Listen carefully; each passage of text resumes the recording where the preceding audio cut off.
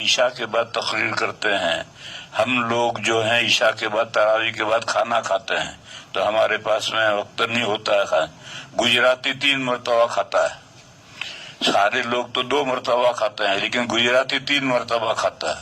ایک افطاری میں خوب ڈٹ کر پیٹ بھر کر کھائے گا. پھر تراویح کے بعد بیٹھے گا تو جب تک پیٹ میں ذرا بھی جگہ ہے اٹھے گا نہیں. پھر سو جائے گا. پھر سحری میں اٹھا کر جتنا گھر میں سارا چٹ کر جائے گا. تو اب گجراتی کو تو کھانا کھانے کے لیے گھنٹہ بھر چاہیے. تو اس نے کہا کہ آپ عصر کے بعد تقریر کریں تو ہم عصر کے بعد تو میں نے کہا کہ میں رات کو دوستوں سے احباب سے مشورہ کروں گا. میں نے مشورہ کیا تو احباب یہ کہتے ہیں کہ اگر ہم عصر کے بعد تقریر کریں گے تو بیچاری عورتیں تو ناشتہ تیار کرنے میں کھانا تیار کرنے میں مشغول ہیں. عورتوں کو تو سننے کا موقع ہی نہیں ملے گا. اور اگر کھانا پکانے میں ذرا گڑبڑ ہو گئی تو بعد شوہر تو بڑے بدتمیز ہوتے ہیں, بیوی کو پریشان کر دیتے ہیں.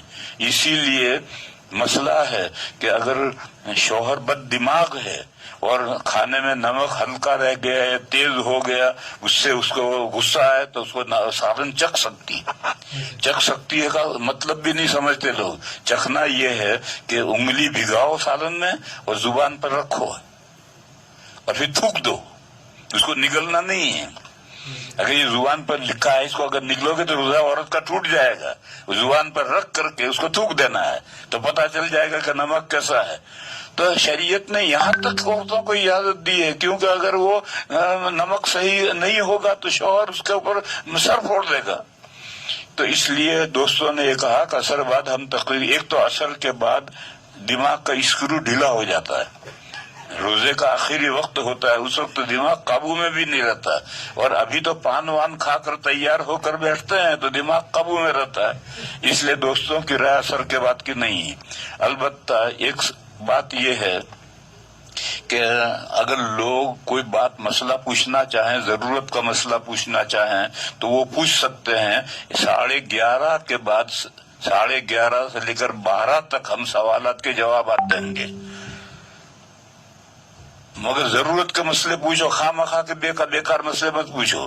اور ضرورت کے مسئلے واٹس ایپ پر پوچھنے ہو پوچھو. دوسرے میرے ذہن میں جو کوئی آئیں گے مسئلہ آئیں گے تو میں بھی بیان کروں گا.